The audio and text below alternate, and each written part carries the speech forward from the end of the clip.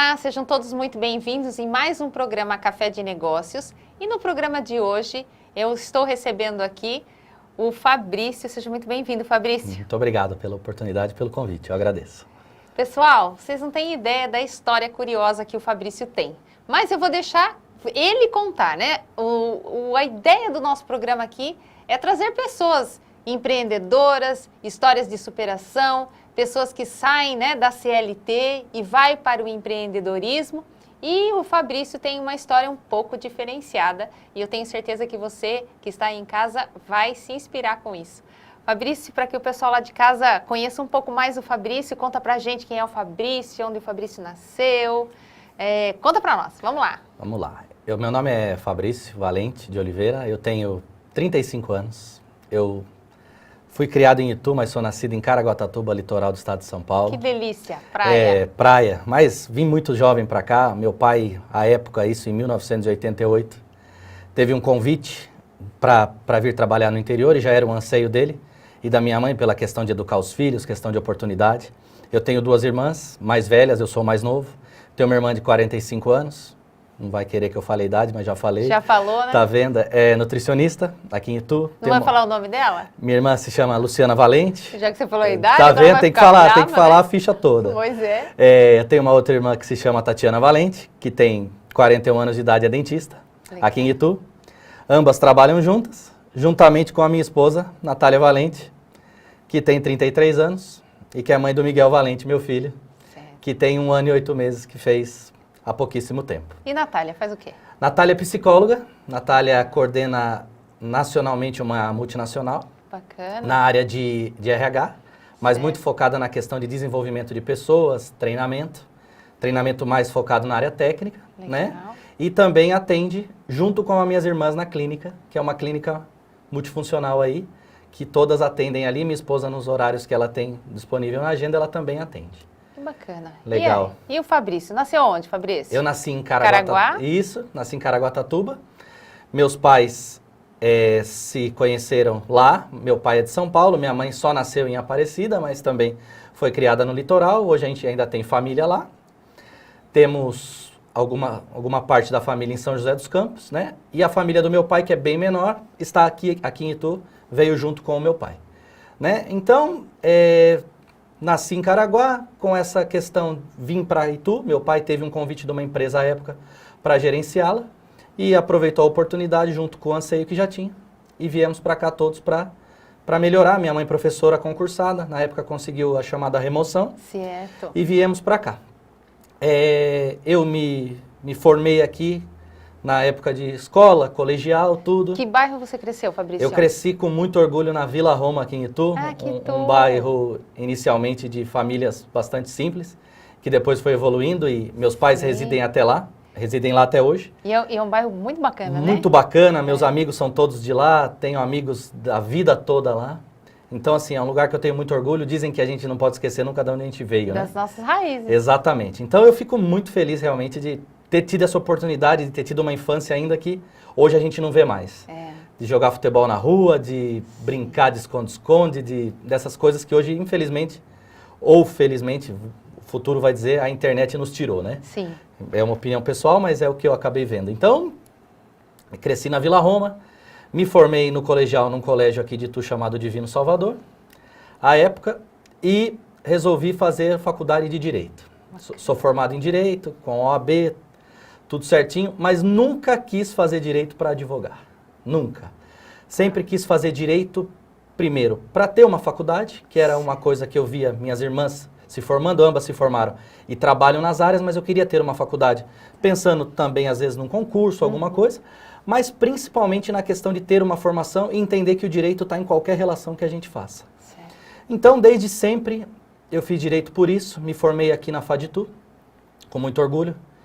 Tive a primeira aula magna, à época, com o vice-presidente, Michel Temer, com bastante orgulho. À época, uma aula muito boa, que se tornou depois épica pela questão de ser um vice-presidente. Né? E tive aula com professores maravilhosos que até hoje são pessoas conhecidas no nosso meio.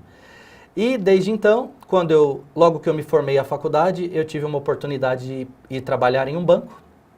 Na época, um banco da iniciativa privada, como eu coordenava uma área de atendimento, de uma área que o banco instalou aqui em Itu. Não era uma área de atendimento direto ao público, era uma área de back-office remota. Sim. E nesse banco eu permaneci por cerca de 4 anos, além de ter a oportunidade do crescimento profissional, eu tive a oportunidade de conhecer a minha esposa Que bacana. no banco. Então eu agradeço sempre a esse banco por ter me dado essa oportunidade. Durante esses 4 anos que eu estava no banco, eu sempre me preocupava e tinha uma certeza que não era ali que eu queria ficar. Eu tentei me qualificar ao máximo, eu fiz 2 pós-graduações em Direito Imobiliário e Direito do Trabalho e fiz um MBA em Gestão. Tá. Isso tudo meio que na sequência, para aproveitar que estava com gás, ainda não era casado, tal, tinha tempo, fiz isso para ir me qualificando. Gestão empresarial. Fiz um MBA em gestão de negócios e novos negócios. Negócios, Então um MBA... Já voltado para o corporativo. Isso, já voltado para uma questão realmente de focar em gerir empresas, né? Tá. Só um parênteses nisso tudo, voltando um pouquinho. O meu pai, ele veio para Itu para ser diretor de uma empresa, mas logo depois ele teve um negócio próprio. Ah, que bacana. Então, desde os 9, 10 anos, eu e a minha irmã do meio, a Tatiana, a gente sempre trabalhou com o meu pai. Tá. Então, a minha irmã trabalhava, ajudava em balcão, meu pai teve uma loja uma sapataria com ortopedia. Certo. E aí, meu pai trabalhava em balcão, Tá. e eu também trabalhava, fazia banco, ajudava os meninos na oficina, tudo. Então, foi ali que a gente começou a pegar gosto por empreender. Tá. Daí, por razões aí maiores, o meu pai veio a se desfazer do negócio, e na sequência foi trabalhar também como funcionário de uma empresa aqui de Itu. Ok. E só voltando para não perder o foco. Daí, nesse tempo todo que eu estava no banco, eu sempre foquei em buscar algo melhor, em crescer profissionalmente e pessoalmente. E nesse momento eu sempre tive o costume muito grande de ler jornal impresso. Tenho esse costume até hoje. E um dia eu abri o jornal e vi uma oportunidade de um concurso público no Sebrae. Ah, ok. Sebrae São Paulo. Sim. E era um concurso para ser o consultor jurídico da área de administração.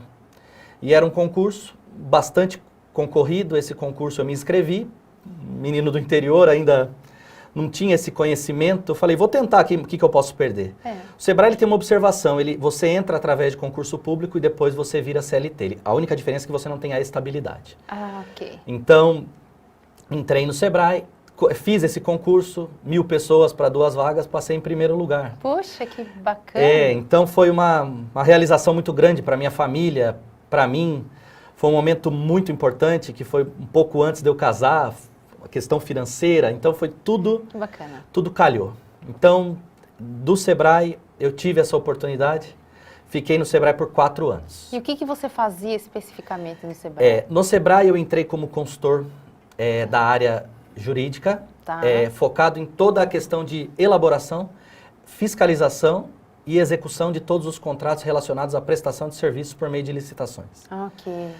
Bastante complexo, bastante focado na área realmente de direito administrativo, um negócio bastante técnico. Uhum. Só que com o tempo lá dentro, depois de um ano, até pelo perfil de liderar, de liderança, surgiu um concurso interno para coordenar todo o estado de São Paulo no que diz respeito à infraestrutura. Ok. E eu prestei esse concurso com mais 40 e poucos funcionários que tinham as mesmas condições e acabei passando e fui designado para ser o coordenador de toda a área do estado. Aí se iniciou uma outra realidade. Eu vejo que no banco você também era da gestão, né? Sempre. Você sempre esteve nesse comando de gerir pessoas. Sempre eu tive essa facilidade em gerir pessoas Ok. e liderar e contagiar positivamente. Eu vejo que eu tenho essa facilidade de fazer as pessoas comprarem a minha ideia positivamente. Bacana. Eu nunca fui aquele gestor tirano de falar alto, de bater na mesa, não. Sempre busquei ser parceiro de todos eles. Legal. E aí? E daí, nesse tempo do Sebrae, a hora que eu fui ser coordenador, me veio uma outra realidade. Uma realidade de você, infelizmente, ter que aceitar algumas coisas que você não está acostumado, ter que fazer algumas coisas que em alguns momentos você não concorda, no sentido de, às vezes, você precisa fazer uma obra que daria mais resultado prático para a sociedade, mas não daria tanto viés político para aqueles que coordenavam. Sim. E nesse momento eu comecei a esbarrar em algumas questões de valores. Valores. Eu comecei a me incomodar muito com essa questão e comecei a pensar e voltar a ter um desejo de empreender. E aquela coisa de interior, realmente, de querer voltar para interior. É porque estava em São Paulo, Estava né? em São Paulo, eu tinha uma vida bastante corrida, porque após eu me casar, eu me mudei para Jundiaí, a família toda da minha esposa é de Jundiaí. E eu tinha uma vida de ir para São Paulo em ônibus fretado, sair muito cedo, voltar muito tarde, além do ônibus pegava metrô, era uma vida extremamente corrida. E daí, diante das situações, surgiu uma oportunidade, eles estavam trazendo uma pessoa do governo para a área que eu estava e ali deu um start para eu sair do Sebrae. Tá. E eu saí do Sebrae por meio de uma situação, algumas economias que eu tinha com a ajuda da minha esposa, ajuda dos meus pais, tudo. Eu falei, eu quero ter um negócio. Quanto tempo você ficou no Sebrae, Fiquei no Fabrício? Sebrae 4 anos. 4 anos. 4 anos. Foi um período bastante valoroso e significativo. Aprendeu muita coisa. Posso dizer que do estado de São Paulo, os grandes polos do estado de São Paulo, desde lá de Votuporanga, passando por toda a capital e todo o interior, eu conheço todo, porque o Sebrae é bastante capilarizado, então eu tive toda essa possibilidade de realmente conhecer o estado todo e gerir toda a parte administrativa do Sebrae. Uma experiência muito rica. Uma experiência muito rica de lidar com pessoas muito diferentes, Sim. diferentes condições, lidar com esse híbrido entre público e privado, interesses públicos e privados, pessoas que realmente dirigem um estado, às vezes, estarem ali na tua frente, Sim. em uma reunião com você. Então, realmente, uma experiência muito valorosa. Eu acho que de tudo a gente tira algo. Sim. Né? Então, disso, eu saí de lá com uma cabeça muito grande, tentei absorver muito essa questão do que o Sebrae me ensinava, Sim. né? Como a parte de empreendedor também, e saí de lá tentando realmente ver qual era o meu foco. Tá. E disso, eu falei, agora eu vou empreender e vou buscar algo, né? E sempre tive o sonho, algo lá na minha cabeça dizia que eu queria sempre ter um supermercado. Tá. E eu falei, já que eu saí, agora eu tenho tempo, tenho um pouco de condição, eu falei, vou procurar algo. Tem conhecimento. Tenho conhecimento. Sai de dentro de uma instituição que praticamente é referência para nós aqui, né? Exato, Enquanto empreendedorismo. empreendedorismo, né? Em gestão, Em em tudo. gestão, né? E falei, vou tentar, porque se eu não tentar agora, quando que eu vou tentar? Então você não vai contar ainda. Tá certo. O pessoal lá de casa com certeza deve estar extremamente curioso, como eu aqui estou extremamente curiosa para saber qual foi o desfecho, né? Sai do Sebrae com uma bagagem imensa. Como é que será que foi essa vinda do Fabrício para o mundo do empreendedorismo efetivo agora, né? Exatamente, Sentando do outro lado da mesa, né, na Fabrício? prática. Não é? Não saia daí. Eu espero você.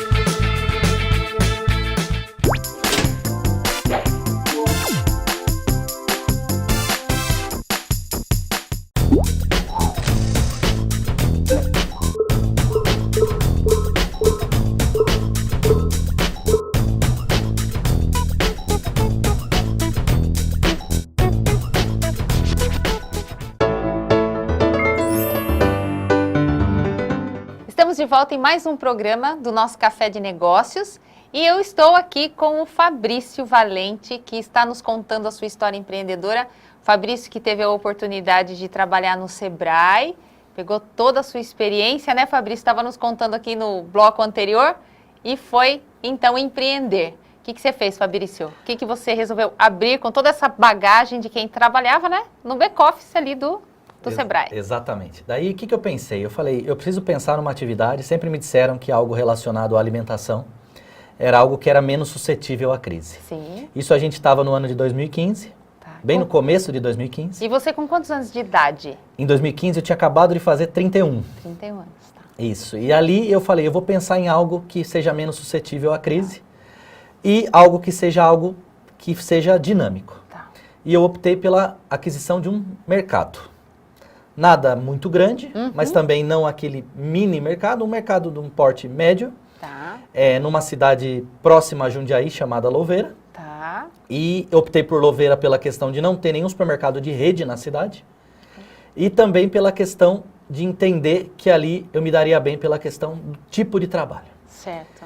Quando eu adquiri o mercado, a gente acha que sabe empreender até a hora que a gente pega aquilo, a gente acha que tem preparo até a hora que a gente vai na atividade fim.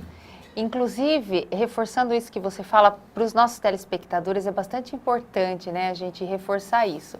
Veja bem, eu estou falando com uma pessoa que saiu de dentro do Sebrae, que é a nossa referência enquanto empreendedorismo aqui no Brasil, né, Fabrício? Exatamente. Meu último projeto como gestor do Sebrae foi montar a primeira faculdade de empreendedorismo do Brasil. Sensacional, né? Então, eu participei, lógico, muito mais da infraestrutura, mas Ok. acompanhei toda a parte, né? O processo, né? Exatamente, educacional, né? Ok. E consegui absorver muita coisa. E aí? Quando eu adquiri o mercado, eu tive uma situação de realmente muito sucesso no início, com essa veia empreendedora, com essa coisa do preparo, coloquei muita coisa nova, mudei a cara, transformei no mercado pequeno com cara de mercado grande, com tudo identificado, móveis novos, equipe uniformizada, atendimento padronizado. Então tudo aquilo começou a dar frutos.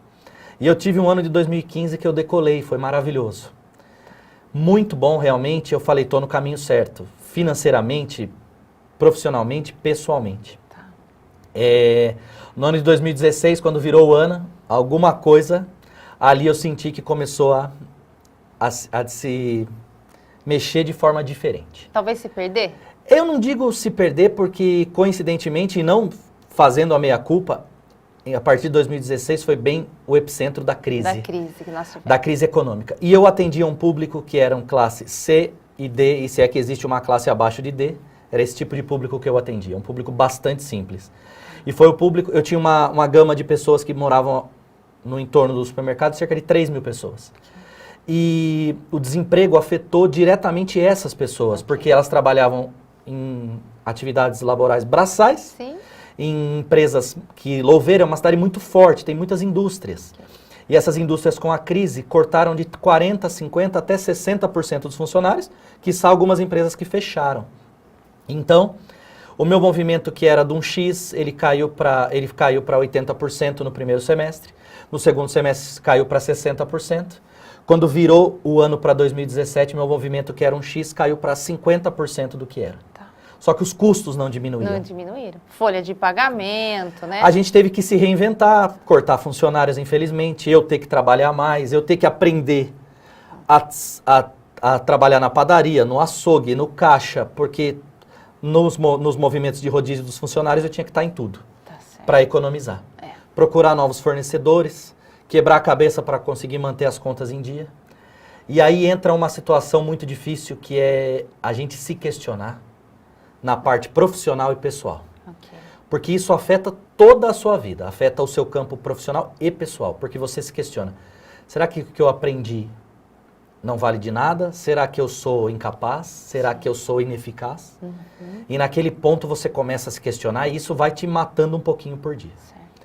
E eu fiquei muito tempo, durante esse tempo todo, aquilo foi me consumindo. E a partir daquele momento eu tentava novas atividades, tentava novas questões, comecei com uma parte mais de refeições aos fins de semana, prontas para ver se aquilo se movimentava e nada dava resultado. E eu cada vez mais tentando buscar um caminho, uma nova vertente. E você era sozinho no supermercado ou você tinha auxílio, tinha alguém que era o seu backup ali, Não, que nada. você dividia? A minha realidade era de entrar no supermercado todos os dias às 6h15 da manhã e sair às 8h30 da noite.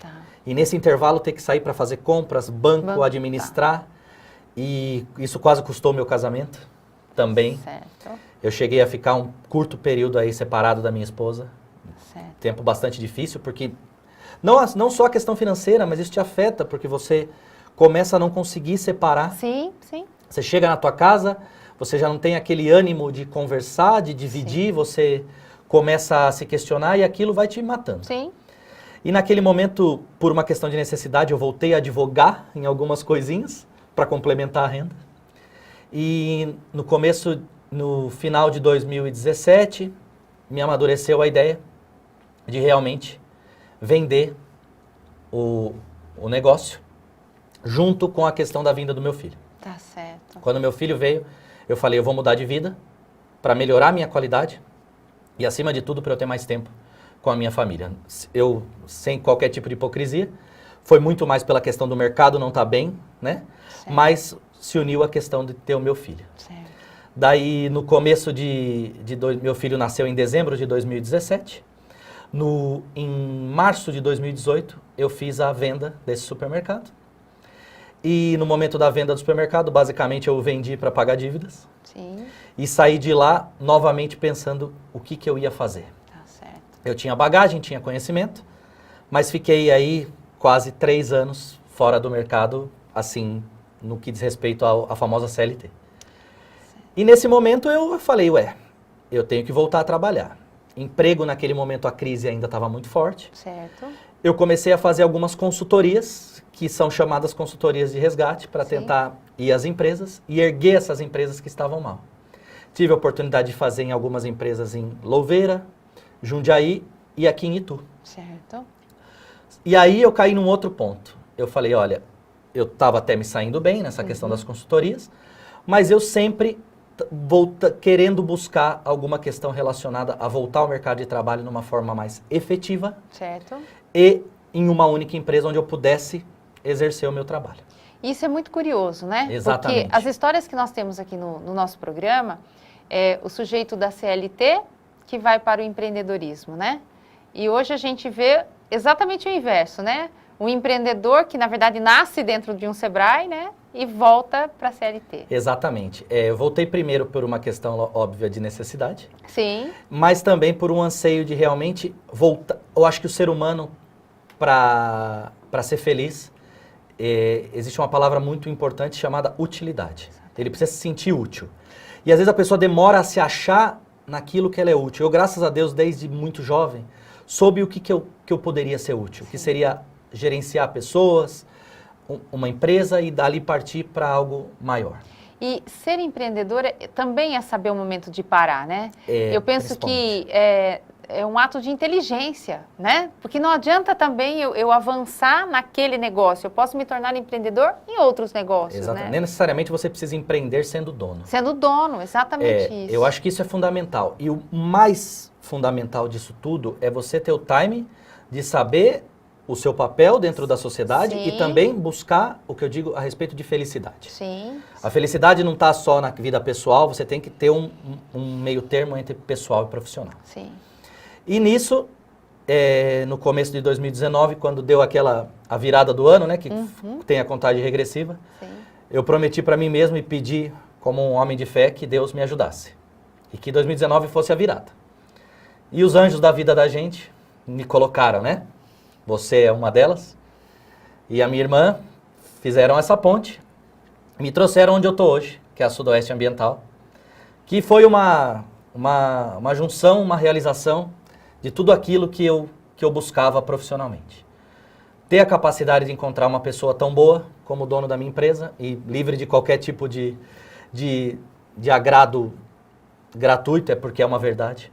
É uma pessoa que me acolheu da melhor forma e que desde o primeiro momento me deixou muito claro que eu teria essa autonomia de poder mudar a empresa dele, que sempre foi uma empresa muito correta, honesta, mas que foi uma empresa que sempre foi familiar, com procedimentos familiares.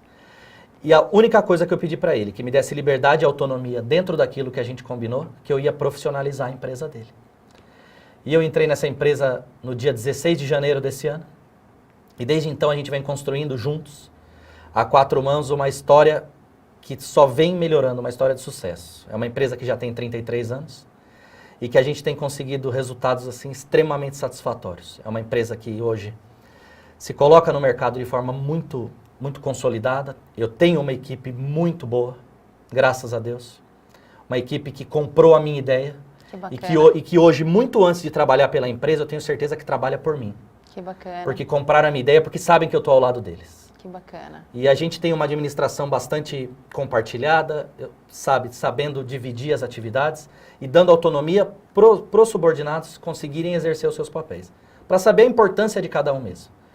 Isso está, graças a Deus, se refletindo no crescimento que a gente está tendo, na subida em faturamento, em posição de mercado. Então a gente fica extremamente feliz, e eu fico extremamente feliz, pela oportunidade que me foi dada e pelo papel que a gente vem conseguindo exercer. Que bacana, que história bonita, Fabrício. Fabrício, fala para o pessoal lá de casa que talvez esteja passando pela mesma situação que você está passando. É possível mudar? Eu acho que a primeira questão, se não deu certo hoje, pode dar certo amanhã. Certo. Eu tenho uma frase que é de um filósofo, se eu não me engano, ele é húngaro, e a frase fala exatamente um negócio muito forte, que ela fala, tenta, fracassa, tenta de novo, fracassa melhor. E apesar da frase ser forte e ter um sentido negativo, ela traz uma mensagem de perseverança e de resiliência muito grande, que você não desista. Se você caiu hoje, diz que até o cair é bom porque você cai para frente, diz que o ruim é trombar, né? Sim. Porque trombar você tromba e volta. É bíblico, cair é do homem, mas o levantar é de Deus. Exatamente, e aquela coisa de sempre ser intenso na vida. Busque ser intenso, nunca seja morno. Então é possível mudar, acredite em você, tenha sempre do seu lado pessoas que te apoiem. Isso é fundamental. Eu sempre tive ao meu lado pessoas que me apoiaram muito. Minha família de sangue e a pessoa que eu escolhi para viver. Então, disso eu tenho certeza que foram os pilares primordiais para eu chegar onde eu estou. Eu não cheguei em lugar nenhum ainda, mas aonde eu cheguei foi graças a eles. Muito bom falar com você. Eu agradeço também. Então, já que você está, né, nesses agradecimentos, né, nesse sentimento de gratidão, Claro. esse último minuto do programa é para você e para suas pessoas, para Claro. você agradecê-las. Olha bem para elas lá e Tá certo. fala o que seu coração mandar, Tá Fabrício. certo. Eu queria agradecer, obviamente, a minha família, meus pais, minhas irmãs, meus cunhados, meus sobrinhos e principalmente a minha mulher e meu filho, que cada dia fazem tudo isso ser possível. Por eles que eu vivo, por eles que eu acordo e por eles que eu sigo. Muito obrigado. Para todos. Muito obrigada, Fabrício, pela oportunidade de ter você aqui com a gente, pela humildade de chegar diante de uma câmera e dizer, olha, é possível dar um passo para trás, mas agora dar 1000 passos para frente. É isso aí. Você, com certeza, me inspira e inspira todo mundo que está nos assistindo. Que bom. É um privilégio para mim. Muito obrigada. Eu que agradeço. Foi um prazer. Muito obrigada. Eu tenho certeza que você aí de casa não só se inspirou, mas também se emocionou com a história do Fabrício, assim como eu também me emocionei. E eu te espero no próximo programa. Tchau, tchau.